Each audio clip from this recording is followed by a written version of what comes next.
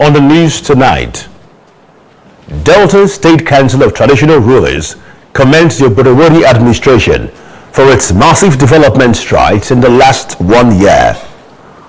Organized labor rejects the minimum wage of 48,000 naira offered by the federal government. National Examination Council says it has not extended the closing date for internal registration in the 2024 Senior School Certificate Examination. Abroad, Russian President commends Chinese leader Xi Jinping for Chinese effort to resolve the Ukraine conflict. Good evening. Welcome to Delta TV Main News Tonight. My name is Francis Ofulue. The Delta State Council of Traditional Rulers has lauded the development strides of the Oborowori administration in the last 1 year. The report.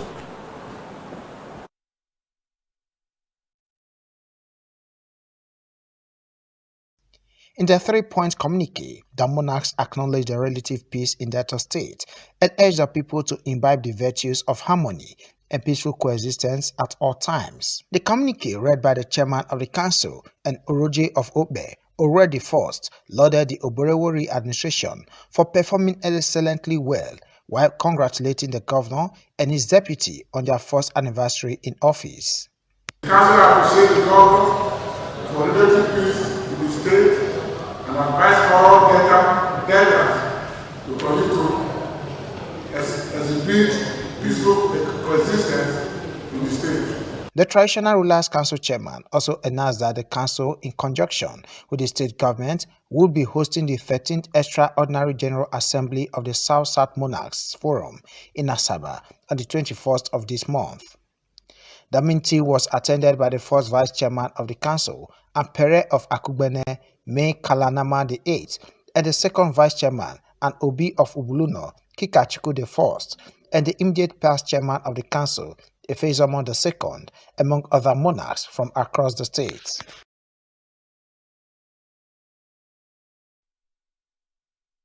Region of Ewulu community, Mr. John Chidi Chinedu, has declared his intention to contest for the Aniocha South chairmanship seat in the forthcoming local government election under the People's Democratic Party, PDP. He made a declaration at the PDP Secretariat at Ogwashuku, Aniocha South local government area. Judesemi Azia reports.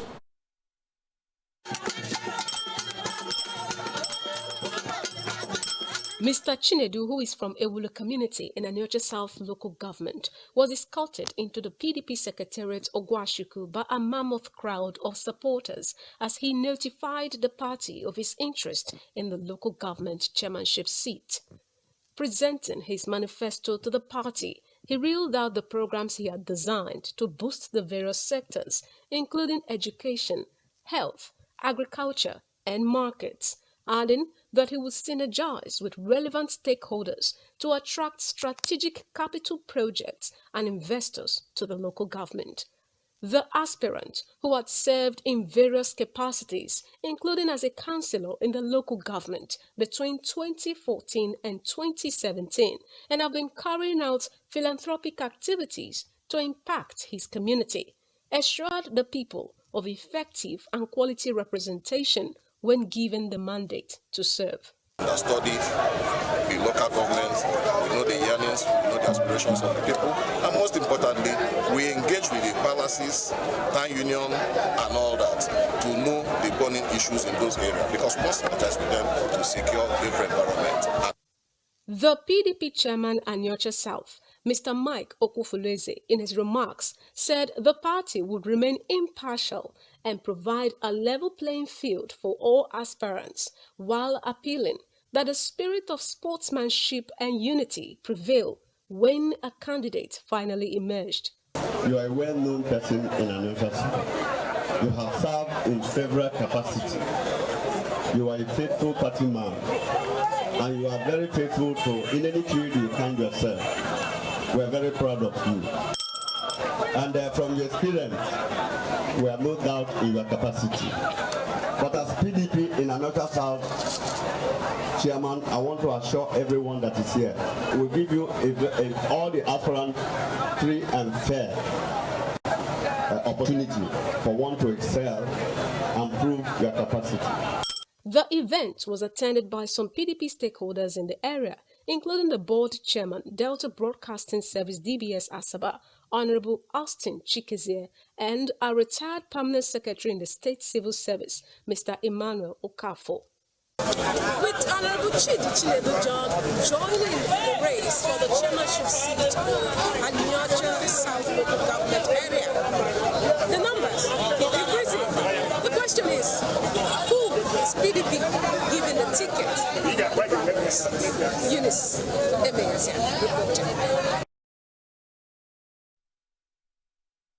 The federal government has unveiled the Young and Secure Project, an initiative to build trust between young Nigerians and the police and to ensure that the youth are secured. The Ministers of State for Police Affairs, Mrs. Iman Suleiman Ibrahim, and her counterpart in Youth Development, Mr. Ayodele Olawande, presented the project at a press briefing at the Presidential Villa, Abuja. Mrs. Suleiman Ibrahim described the project as a core initiative aimed at restoring trust, strengthening collaboration, and renewing the hope of young Nigerians in the police force, adding that its goal was to enhance collaboration between the youth and the police towards strengthening national security.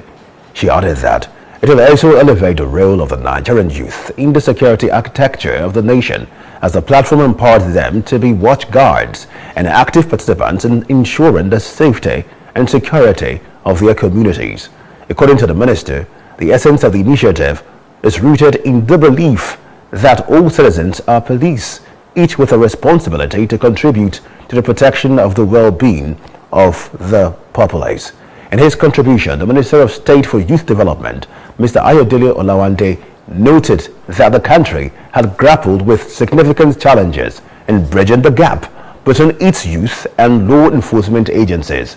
He posited that the erosion of trust and understanding between these vital segments of society underscored the urgent need for proactive and innovative solutions, adding that it was within its context that the Young and Secure initiative emerged as a critical platform to address the pressing issue and forge a new era of collaboration, respect, and mutual empowerment between the youth and law enforcement agencies.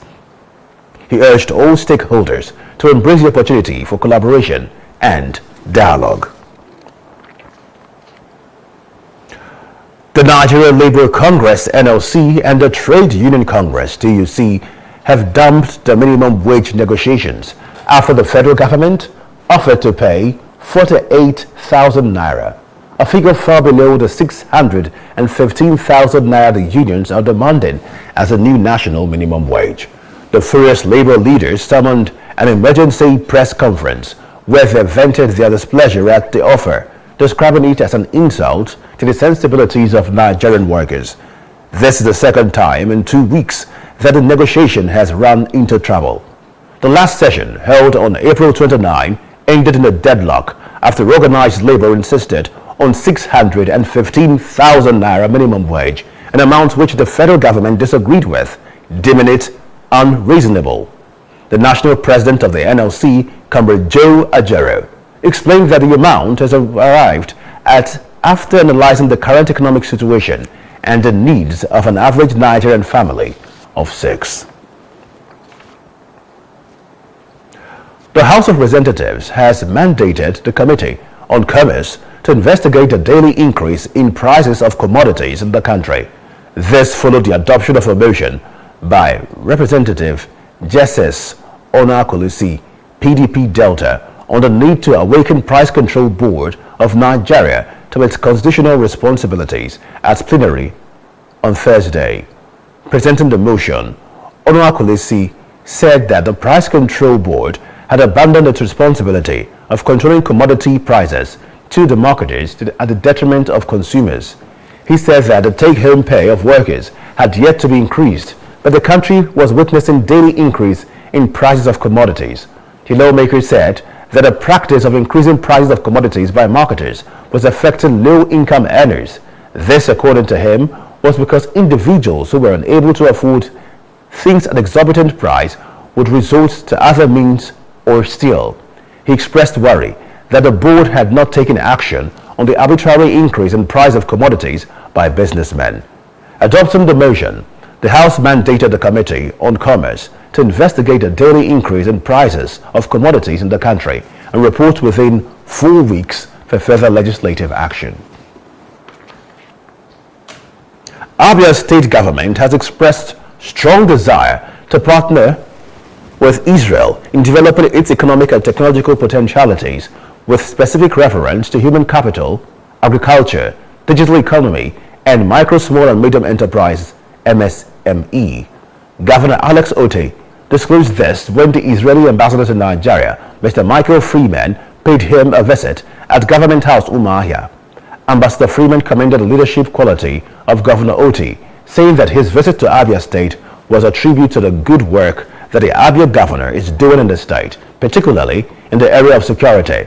The Israeli ambassador, who described his visit to Abia as significant, coming on the day that the Jewish nation was celebrating its 76th independence anniversary.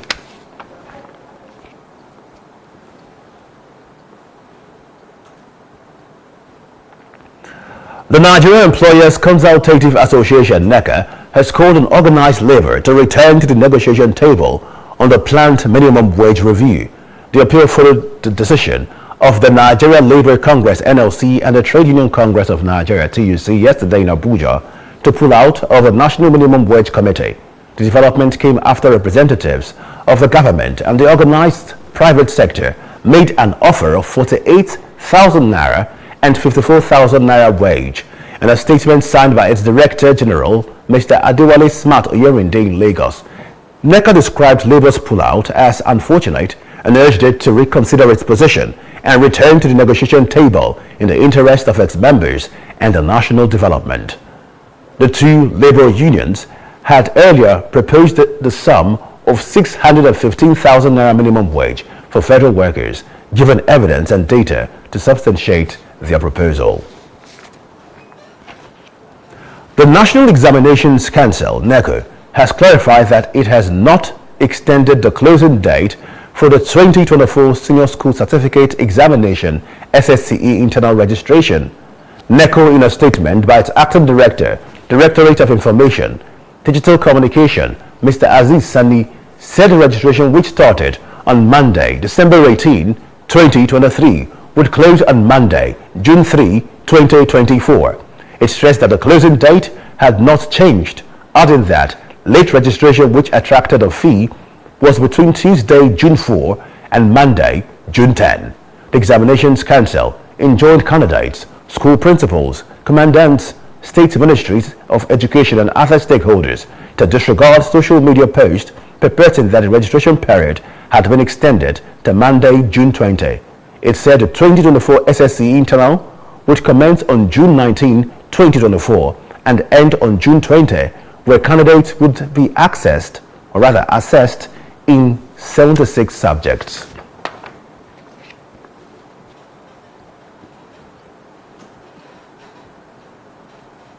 The Defense Headquarters has declared a terror arms supplier, Mr. Haliru Buzu, wanted in Zamfara State. The Director of Defense Media Operations, Major General Edward Buba, announced this today while briefing newsmen in Abuja. According to the defense official, Mr. Buzu, whose foot soldiers are said to be responsible for the killing of 19 villagers in Farakasa, has his camp in Sububu Forest and lives in Shinkafi local government area of the state. He added that Mr. Buzu also operates an illegal mining sites in the state and engaged in cattle rustling. You're watching Delta TV Main News at 8. Still to come, Russian President commends Chinese leader Xi Jinping for Chinese efforts to resolve the Ukraine conflict. Stay with us.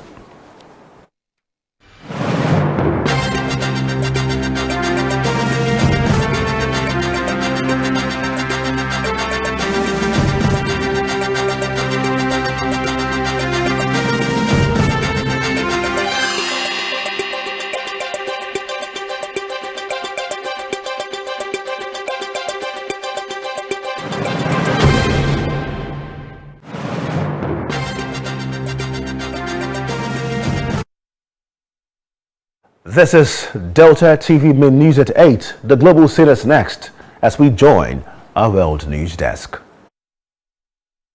Russian President Vladimir Putin has commended Chinese leader Xi Jinping for China's effort to resolve the Ukraine conflict at their Beijing summit today, where the Chinese leader said China hopes Europe will return to peace and stability soon, adding that China will play a constructive role.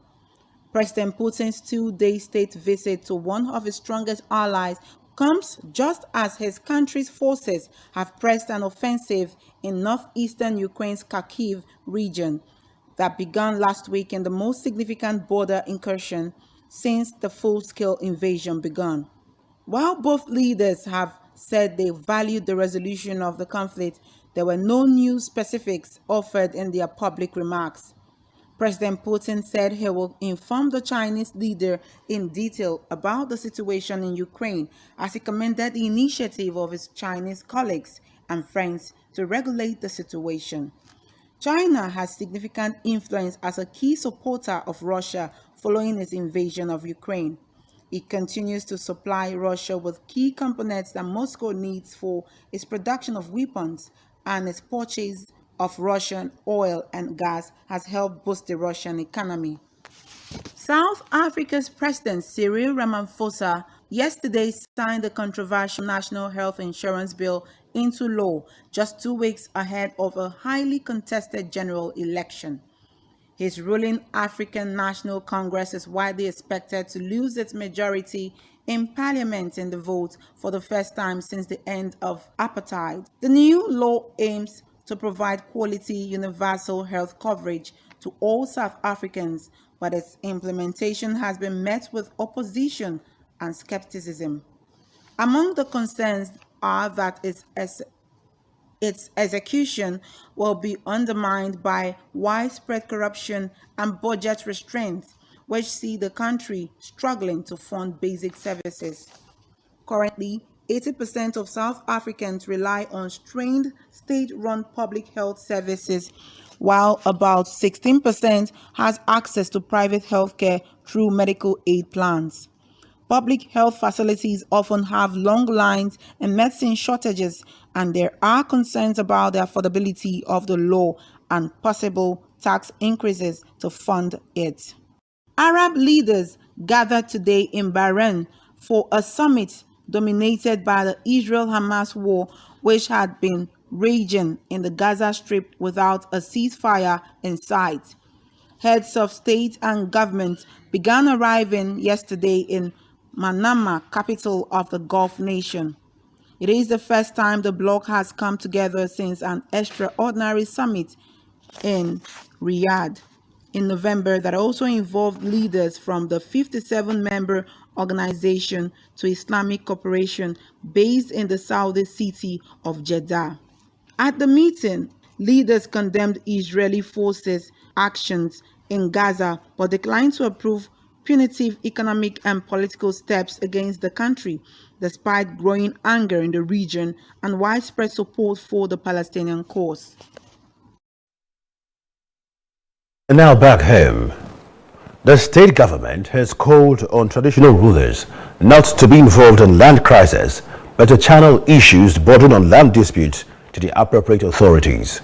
The Special Advisor to the Governor on Peace Building and Conflict Resolution, Chief Edwin Uzo, made the call while delivering the state government's position on the dispute family land boundary between Abi and Ebuno communities in Ndokwa East Local Government Area and Afisere and Obonwa communities in Urieli North Local Government Area.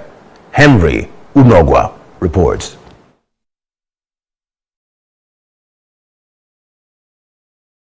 Chief Uzo said the meeting was to acquaint the communities on the consensus agreement reached by the committee following the disputed family land. He said the decision by the committee was reached following the evidences and the oral presentations made by both parties and enjoined the founding owners of the disputed land, Napoleon Okereka's family, continue to enjoy larger part of the land, while the Cholozo family retains where they are as both families were related following the committee's findings.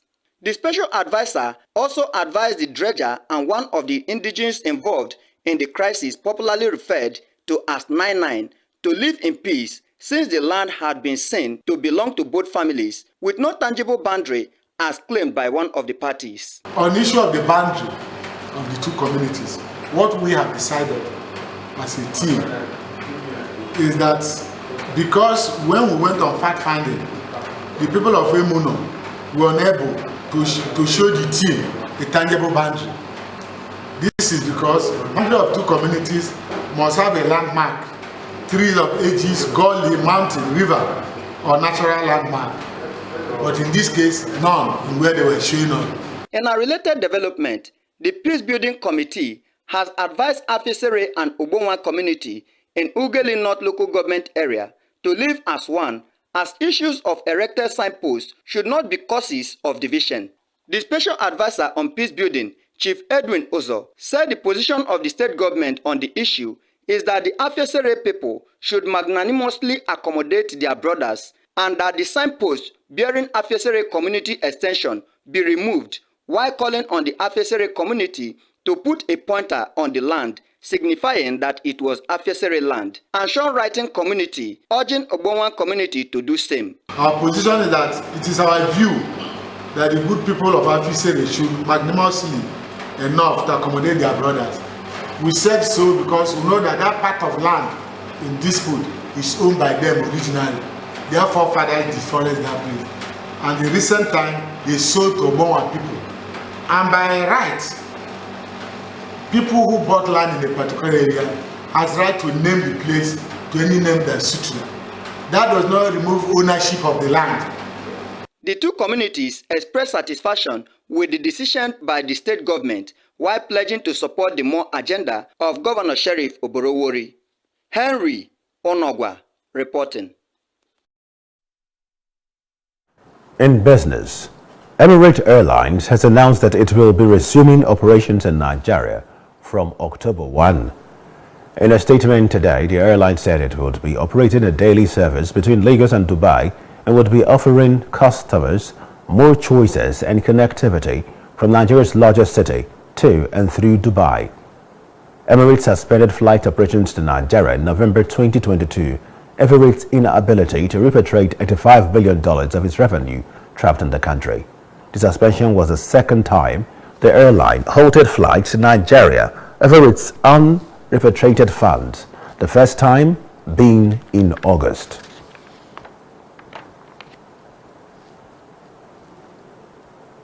Still in business, the Naira yesterday appreciated at the official market, trading at 1,459.02 Naira to the dollar. Data from the official trading platform revealed that the Naira gained 61.38 Naira, representing a 4.04% gain when compared with the previous trading date on Tuesday, when the local currency exchanged at 1,520.40 Naira to a dollar. The total daily turnover also increased to $289.14 million yesterday, up from $128.76 million recorded on Tuesday. Meanwhile, at investors and exporters I&E window, the Naira traded between 1,593 Naira and 1,401 Naira against the dollar. And now sports. World Football Governing Body, FIFA, has increased the number of teams to participate in next year's Under-17 World Cup to 48 from 24. A statement by FIFA says that Africa will now get 10 slots, with Europe allotted 11 slots, while Asia has 9 slots, with CONCACAF allotted 8, just as South America got 7 slots and Oceania were handed 3 slots.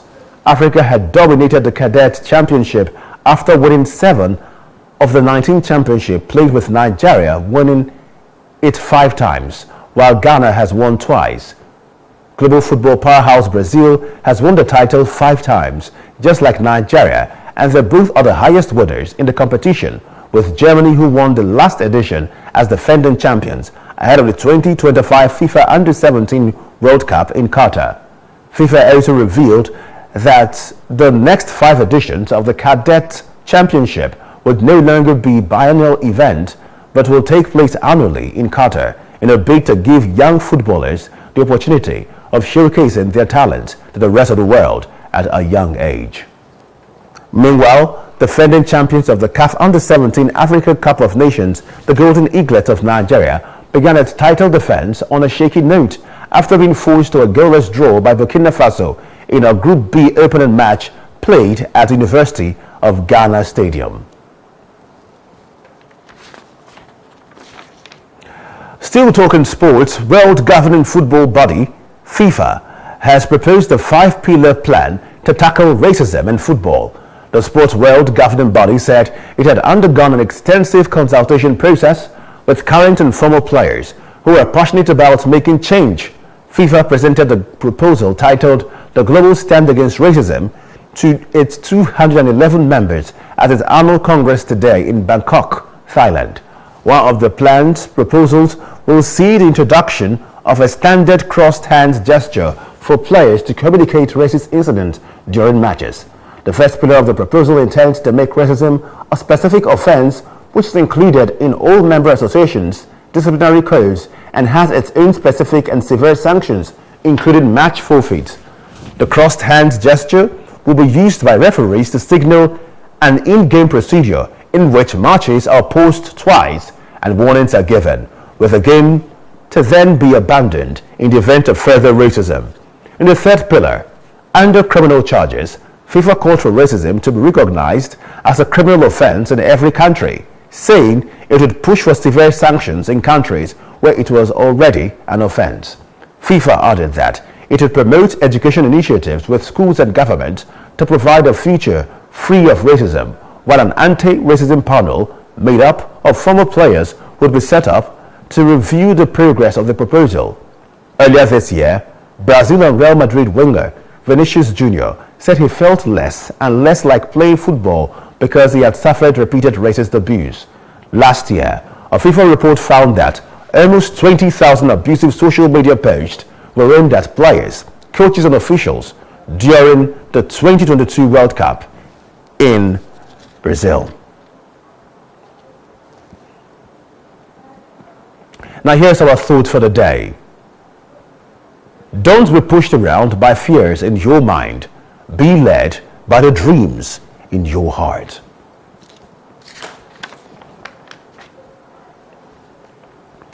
To end the news, the main points again. The Delta State Council of Traditional Rulers has lauded the development strides of the Oborowori administration in the last 1 year. The Nigeria Labour Congress NLC and the Trade Union Congress TUC have dumped the minimum wage negotiations after the federal government offered to pay 48,000 naira, a figure far below the 615,000 naira the unions are demanding as the new national minimum wage. The furious labour leaders summoned an emergency press conference where they vented their displeasure at the offer, describing it as an insult to the sensibilities of Nigerian workers. The National Examination Council (NECO) has clarified that it has not extended the closing date for the 2024 Senior School Certificate Examination (SSCE) internal registration. NECO, in a statement by its acting director, Directorate of Information, Digital Communication, Mr. Aziz Sani, said the registration, which started on Monday, December 18, 2023, would close on Monday, June 3, 2024. And abroad, we brought you the report that Russian President Vladimir Putin has commended Chinese leader Xi Jinping for China's effort to resolve the Ukraine conflict at their Beijing summit today. And that's all on the news tonight. Many thanks for being part of it. My name is Francis Ofulue. Have a lovely evening. Good night.